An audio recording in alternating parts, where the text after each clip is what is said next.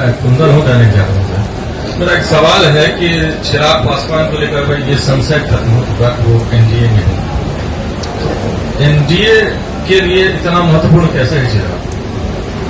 अब ये तो जाकर एनडीए वालों से पूछिए कैसे महत्वपूर्ण। देखिए, जिस भाजपा को आप लोग इतना ताकतवर समझते हैं, ये देश मान रहा है, अमित शाह, मोदी वगैरह।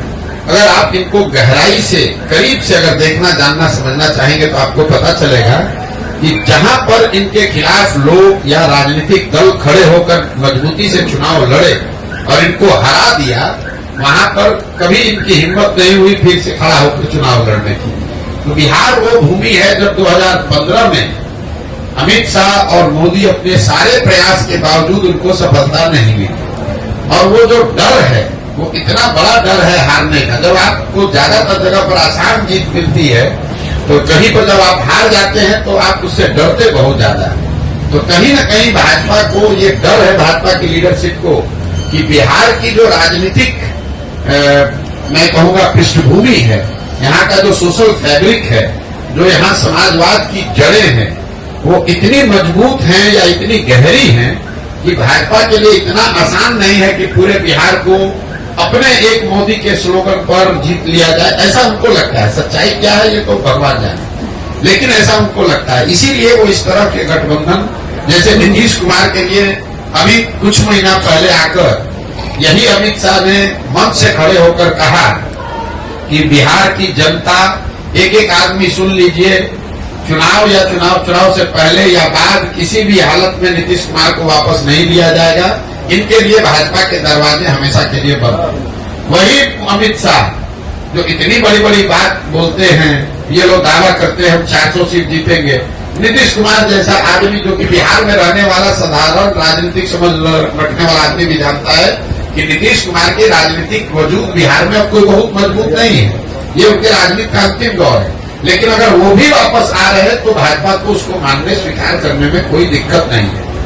तो ये इसकी वजह यह है कि बिहार की राजनीतिक भूमि को भाजपा इतना आसान मानती नहीं है। चाहे वो चिराग हो, उपेंद्र कुशवाहा हो, मांझी हो, नीतीश हो, चाहते हैं कि जितने लोगों को साथ में रखे ताकि ये खतरा ना हो कि कहीं 40 में 2-5 सीट का नुकसान हो जाए।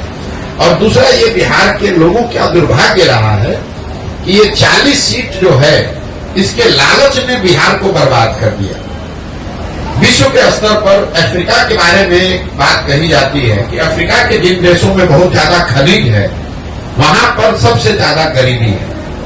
उसको मिनरल कर्स कहा जाता है, क्योंकि वहां इतना खनिज है कि उसी को लूटने के लिए, उससे कमाने के लिए दुनिया भर के लोग जाकर वहां लूटपाट मचाते हैं। उसी तरह बिहार की हालत है।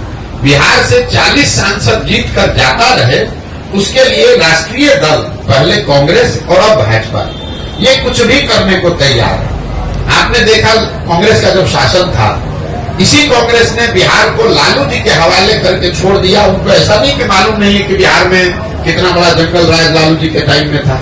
ऐसा तो नहीं मालूम है कि लालू, उनको कांग्रेस को पता नहीं था कि बिहार सबसे गरीब और पिछड़ा राज्य था। मनमोहन सिंह जी इतने बड़े कम्युनिस्ट थे, उनको ये पता नहीं था कि बिहार में कितनी परेशानी बदहाली है।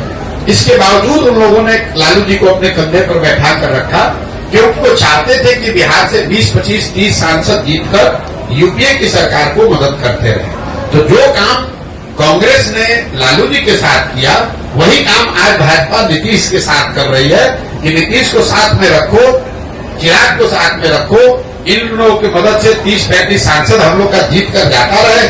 उसके बाद बिहार में जो होता रहे उससे कोई दिक्कत नहीं। बिहार के पूरे बच्चे मजदूर बने रहे, कोई दिक्कत नहीं है। बिहार में गरीबी बदहाली हो, कोई दिक्कत नहीं हो। बिहार के बच्चे जब गुजरात जाए तो उसको बिहारी कहकर उसका मजाक उड़ाए, गाली दे, लेकिन बिहार से 35-40 सांसद हम लोग का जीत कर जाता रहे। ये जो सोच है, ये जो लालच है, यही इन चीजों को कराता है।